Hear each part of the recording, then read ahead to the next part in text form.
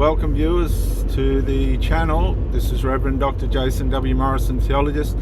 Don't practice as a preacher anymore.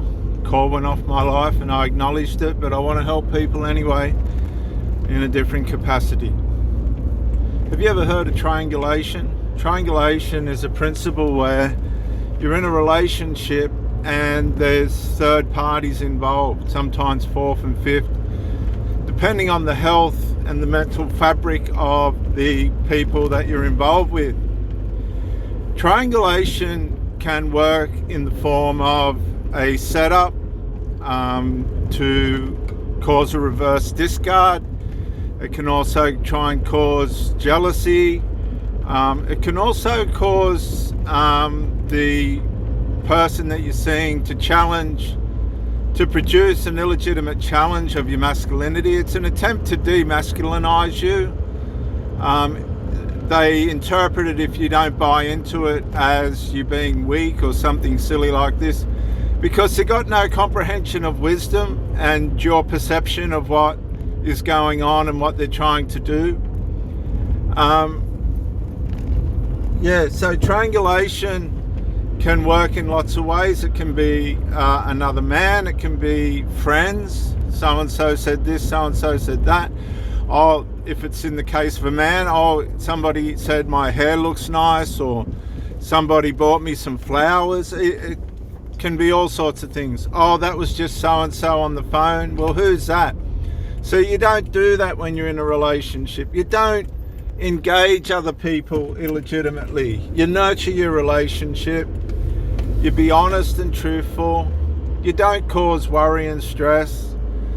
You stay in integrity. You're trying to build the confidence of that person. But when there's triangulation, that's what it's all about. It's about undermining your security, your self-confidence, your trust in the relationship. This can work with children as well. As a matter of fact, this gets overlooked. But children are used in forms of triangulation, especially older adults, between parents and their children, all different combinations, dad, daughter, dad, son, dad, so-and-so, mum, daughter, mum, son. Particularly the mother-son one's a big one, where the mother will pit the son against the partner, or the son will pit himself against the mother's partner, and the mother won't do anything. It'll just be left stewing, and this won't change.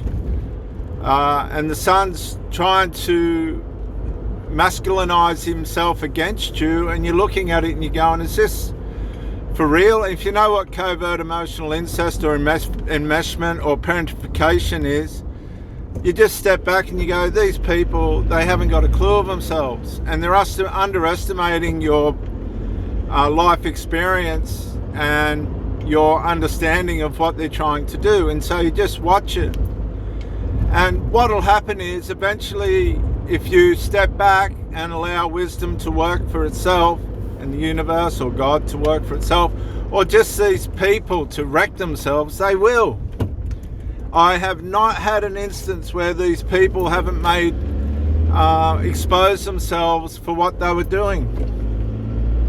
One lady I had to ask to leave the house, and I divorced because the son was just totally just, I'm just going to say slothful and offensive. Another one, this kid thought he was the alpha of everybody, but he had no clue of himself. In the end, she said it was my fault that they were like that. I told her to leave. And these are the things that can happen. And you have to be aware, and you have to know what you're dealing with. It's your responsibility for yourself to be fair to the person that you're with, and to be fair to yourself. And if these people are starting to bung this kind of, I would call it micro incremental dark triad characteristics, and look up the dark triad on Google or something and you'll see what I'm saying. It's micro incremental dark triad characteristics in play when somebody's trying to triangulate you, because they're trying to get you to engage in a situation that is fabricated. And it's not fabricated by you. I can remember one lady saying, oh, I'm going to buy some flowers for myself. And I said, well, that's good, because I'm not going to ever buy you flowers again. And she goes, why? I said, because the last time I bought flowers, your son made an indirect offense, an insult towards it, and quite frankly, you went along with it. And at that point, I went, I won't be buying you. In my mind, I went, no, I won't do that again. It was totally just an insult. Whether they weren't aware of it because they were too enmeshed. They were just too enmeshed. So she had no idea that I was never ever going to buy her flowers again. And her way of saying I'm buying flowers for myself was her saying, why don't you ever buy me flowers anymore? Well, I told her the reason, but I don't think she ever accepted it. She goes, when did we do that? Well, too fucking bad. You did do it. And this is what you're up against, the triangulation. Okay, and it won't stop, particularly between parents and children. And if there's outside people, you just want to walk away anyway, because it's an intrusion into the relationship that's not legitimate and not healthy and really not in the best interest of yourself. And when somebody's going backwards like that, trying to get a reaction out of you, or some kind of demonic influences at work in the relationship, and these people are just playing along with it, you really need to leave. There's no point of you hanging around with that person. Obviously, they're not mature. They've got issues going on that haven't been dealt with, characteristics, obviously, that haven't been challenged. As you get to my age, you'll find a lot of these people have been in relationships where nobody's challenged anything. They've all just suited one another in their dysfunction. And when they meet somebody that's, tried to work things out in their lives and learnt from the mistakes they've made in their lives, these people won't understand where you're coming from, because they've never had to deal with it. They've never had to look deep enough into areas, particular areas where they can improve. And the next thing you know, you're on the end of it. I had a woman, she may as well, on the one hand, she was supposed to be a Christian. Then on the other hand, she acted like a nun, but then there was other things going on that were neither, if you know what I mean, without being too impersonal. And she used to complain about the children playing next door. Well, I said, no, I don't think that's necessary, but she persisted, and there was other things. Come to getting married, she wouldn't get married, so I questioned where she was with the Christianity and that, and I let her go. I had wasted enough time trying to go forward, and I wasn't going to go backward anymore. But what was going on there? Well, she was triangulated with a religion. Okay, so there's a spiritual form of triangulation, and it's not to pull people down or anything. It's how you navigate yourself in these situations. Other people can be triangulated with drugs, alcohol, medications. These are all things that will pull these people away in a sabotaging way towards a relationship.